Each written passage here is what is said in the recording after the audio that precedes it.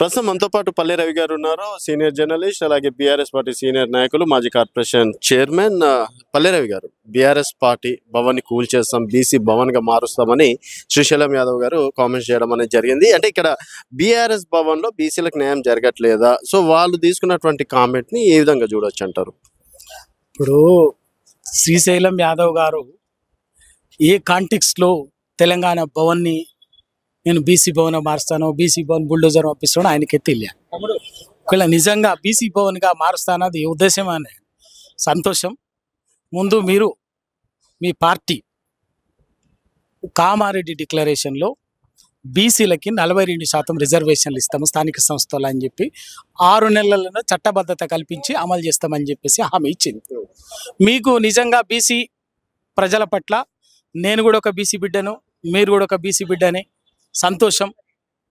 ఆ పని చేస్తే మీరు సంతోషిస్తారు, నేను కూడా సంతోషిస్తా. శ్రీశైలం యాదవ్ గారు కూడా సంతోషం. ఆ పని చేయించండి. మీ ముఖ్యమంత్రి గారితో మాట్లాడి, మీరు రాహుల్ గాంధీ గారితో మాట్లాడి బీసీలకు 42% రిజర్వేషన్లు చట్టసభలకు సంబంధించి దాన్ని అమలు చేసేటట్టుగా పని చేయించండి. లేదు అంటే ఇవాళ బీసీలని ఆ పని చేయకుండా ముందు మాట్లాడండి. ఏం చేస్తున్నది, ఏం చెప్పింది? ఇవాళ మొన్నటి వరకు చెప్పి ఇప్పుడు మాట్లాడుతున్న మాట ఏంది? నిన్న క్యాబినెట్లో జరిగిన మాట ఏంది? ఇప్పుడు మాట్లాడుతున్న మాట ఏంది? చట్టబద్ధంగా సాధ్యమైతే లేదు, మేము పార్టీ పరంగా ఇస్తామని చెప్పి చెప్తున్నారు. అరే పార్టీ పరంగా మీరు ఇచ్చేది ఏంటి? ఆల్రెడీ ఇప్పటికే నడుస్తున్నది బీసీలకు పార్టీ పరంగా. బీసీలకు 40 కాదు 50% స్థానిక సంస్థలకు గెలిచే దమ్ము బీసీలకి వాళ్ళు తెలంగాణలో ఉన్నది. నువ్వు ఇచ్చే అవసరం లేదు. మళ్ళీ నువ్వు ఇస్తున్నది ఎక్కడ? సర్పంచ్ ఎన్నికల్లో ఉన్నట్టు. సర్పంచ్ ఎన్నికల్లో బీఫామే ఎక్కర్లేదు, ఎవరికి బీఫామే అవసరం లేదు కదా, బీఫామ్ ఉండదు కదా, పార్టీ గుర్తులుగా జరగదు కదా. ఇంకా గెలిచినట్టు ఎవరు గెలిచినా కూడా మీరు సేమ్ ఎమ్మెల్యేలని దొడ్లో దోచుకున్నట్టుగా గెలిచినటువంటి సర్పంచ్ల అభివృద్ధి పేరు మీద సర్పంచ్ కల్లా కండవ కప్పి మేమేమో ఇంతమందికి ఇచ్చినామని చెప్పుకుంటుంది. అవే కదా మీరు చేసే పనులు. అంటే ఎంపీటీసీ జెడ్పీటీసీలో మాత్రం కోర్టు తీర్పు వచ్చిన తర్వాతనే అప్పుడు చట్టబద్ధంగా వెళ్తాం అంటున్నారు. మోసం అండి, ఇదే కదా మోసం. కోర్టు తీర్పు వచ్చేది ఆల్రెడీ కోర్టు ఇచ్చింది, కోర్టు ఇచ్చింది, హైకోర్టు ఇచ్చింది. ఏమని ఇచ్చింది? మీరు 42% రిజర్వేషన్లు కల్పిస్తూ తీసుకొచ్చినటువంటి జీవో9ని హైకోర్టు కొట్టేసింది. దాని మీద మీరు సుప్రీంకోర్టు అప్పీల్కి వెళ్ళిండ్రు. సుప్రీంకోర్టు కూడా ఏం చెప్పింది? సో హైకోర్టు ఏది చెప్తే అదే నిర్ణయం అని చెప్పింది. ఇంకా కొత్తగా చెప్పేది ఏమున్నది?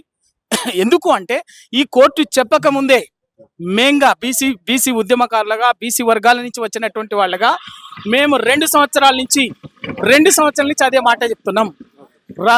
42 స్థానిక సంస్థల రిజర్వేషన్లకు సంబంధించి పార్లమెంట్లో రాజ్యాంగ సవరణ చేసి 9వ షెడ్యూల్లో పొందుపరిస్తే తప్ప ఆ రిజర్వేషన్లు నిలబడవు, అవి ఉండవు, సాధ్యం కాదు అని చెప్పేసి 2 సంవత్సరాల నుంచి చెప్తున్నాం.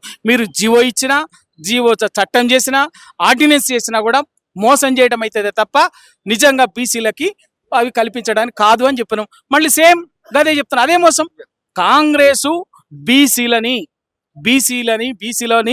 బీసీల భావోద్వేగాలతోటి, బీసీల ఆకాంక్షలతోటి చెలగాటమాడుతున్నది, మోసం చేస్తున్నది, నయవంచన చేస్తున్నది. ఎప్పటికప్పుడు చేస్తున్నటువంటి మోసం పసిగట్టగానే ఆ మోసానికి కొత్త రూపం వేసి ఇంకో నయవంచన చేస్తున్నది ఎప్పటికప్పుడు. పల్లె రవి గారు, మీరు కూడా బీసీ సంఘ నేతలతో చాలా మందితోటి మీరు కూడా ఫోరం స్టార్ట్ చేశారు, ఉన్నాయి ఇప్పటికీ. అయితే అదే బీసీ సంఘాలు మొన్న నవీన్ యాదవ్ కి మద్దతు ఇవ్వడం అనేది జరిగింది. మరి ఇప్పుడేమో కాంగ్రెస్ పార్టీ మీద తిరుగుబాటు చేస్తాం, కాంగ్రెస్ పార్టీ పని భర్తం అని చెప్పేసి అంటున్నారు. సో ఇక్కడ బీసీ సంఘాలు గెలిచినట్లా ఏమనుకోవాలి అసలు? ఇప్పుడు బీసీ సంఘాలకు ఉండే లిమిటేషన్ వాళ్ళకు ఉంటుంది. నేను తప్పుపట్టాను. బీసీ సంఘాలుగా బీసీల అభ్యున్నతి కోసం సంక్షేమం కోసం పనిచేస్తున్నటువంటి సంఘాలుగా ఒక బీసీ అభ్యర్థి బరిలో ఉన్నప్పుడు బీసీ అభ్యర్థిని గెలిపించాలని చెప్పేసి పార్టీలు చూడకుండా బీసీ అభ్యర్థిని గెలిపించాలని చెప్పడం తప్పు కాదు. ఏ బీసీ సంఘమైనా ఆ కోణంలోనే నవీన్ కుమార్కు మద్దతు ఇచ్చుంటాయి. అదే అని నేను కూడా అనుకుంటున్నాను. ఇవాళ కాంగ్రెస్ పార్టీగా మోసం చేస్తుంది. కాంగ్రెస్ పార్టీ వంచన చేసింది, రిజర్వేషన్లను మోసం చేసింది.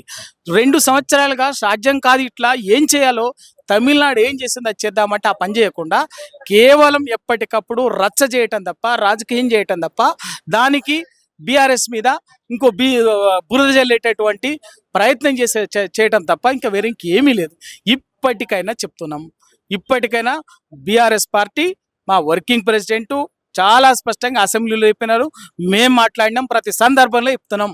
ఆ రోజు అసెంబ్లీలో బీసీ 42% రిజర్వేషన్లకు సంబంధించి అసెంబ్లీలో బిల్లు పెట్టిన రోజు కూడా చాలా స్పష్టంగా చెప్పినాం. సంపూర్ణంగా మద్దతు ఇచ్చినాం. మేము సంపూర్ణంగా మద్దతు ఇచ్చినాం కాబట్టి ఏకగ్రీవంగా బిల్లు పాస్ అయింది. అది గ్రహించాలి. కానీ ఆ రోజు కూడా చెప్పిన బిల్లు సంపూర్ణంగా మద్దతు ఇస్తూనే మేము చెప్పిన మాట ఏంటంటే, ఇది బిల్లు పాస్ అయిన వెంటనే ముఖ్యమంత్రి గారు అన్ని పార్టీలతోటి, అన్ని బీసీ సంఘాలతోటి, బీసీ ఉద్యమకారులతోటి, బీసీ మేధావులతోటి, న్యాయవాదులతోటి, రిటైర్డ్ న్యాయమూర్తులతోటి ఒక అఖిలపక్ష సమావేశాన్ని ఏర్పాటు చేసి వాళ్ళ అభిప్రాయాలను తీసుకొని ఇది ఎట్లా చేయాలని ఒక అభిప్రాయాలను తీసుకొని దానికి అనుగుణంగా ఒక కార్యాచరణ రూపొందించి దానికి అనుగుణంగా అదే ముఖ్యమంత్రి గారి అధ్యక్షతన మళ్ళీ అన్ని పార్టీలతోటి, అన్ని సంఘాలతోటి ప్రధానమంత్రి గారి దగ్గరికి అఖిలపక్షం తీసుకుపోమని చెప్పినాం. ఇప్పటి వరకు ఆ పని చేయరు. ఆ పని తప్ప అన్ని చేస్తారు. అరే ఇప్పుడు ఇవాళ చేయాల్సింది ఎవరు? ఇవాళ చాలా స్పష్టంగా తేలిపోయింది. మనం జీవోలు ఇచ్చినా, ఆర్డినెన్సులు చేసినా, మన అసెంబ్లీలో చట్టం చేసుకున్నా కూడా మన 42% రిజర్వేషన్లని అమలు చేసుకునే అవకాశం లేదు. ఇంకా తాజాగా లేటెస్ట్గా నిన్ననే మహారాష్ట్ర విషయంలో కూడా హైకోర్టు ఇచ్చినటువంటి తీర్పుతో ఇంగిత స్పష్టంగా తేలిపోయింది. మన తెలంగాణ గతంలో బీహార్లో జరిగింది, మధ్యప్రదేశ్లో జరిగింది, కర్ణాటకలో జరిగింది, చాలా రాష్ట్రాల్లో తీర్పులు అదే జరిగిందని చెప్పినాం, వినలేదు. లేటెస్ట్గా తెలంగాణలో మన సొంత అనుభవం ఉంది. మన తర్వాత కూడా మహారాష్ట్ర అదే జరిగింది, సేమ్ నిన్ననే అయిపోయింది. ఇప్పటికైనా పార్లమెంటులో రాజ్యాంగ సవరణ చేసి 9వ షెడ్యూల్లో చేరిస్తేనే దీనికి పరిష్కారం ఉన్నది. ఆ పరిష్కారానికి ఏంటి, మనం అన్ని పార్టీలు పోయి ప్రధానమంత్రి దగ్గరికి పోయి రాజకీయంగా ఒత్తిడి చేస్తే తప్ప సాధ్యం కాదు. అది చెయ్యకుండా ఇవాళ ఎంతసేపు గల్లీ రాజకీయం లేదా ఢిల్లీలో స్ట్రీట్ ఫైట్ చేయటము, ఇది కాదు కదా రాజకీయం. మనం ఏం చేయాలో ఆ పని చేయాలి. మేము సిద్ధంగా ఉన్నాం. సంపూర్ణంగా టీఆర్ఎస్ పార్టీ సంపూర్ణంగా బీసీ 42% రిజర్వేషన్ల కోసం, సాధన కోసం, చట్టబద్ధత కల్పించడం కోసం ఏ కార్యాచరణ రూపొందించిన ప్రభుత్వం సంపూర్ణంగా మద్దతు ఇవ్వడానికి సిద్ధంగా ఉన్నాం. ఆ పని చేయమని చెప్తున్నాం.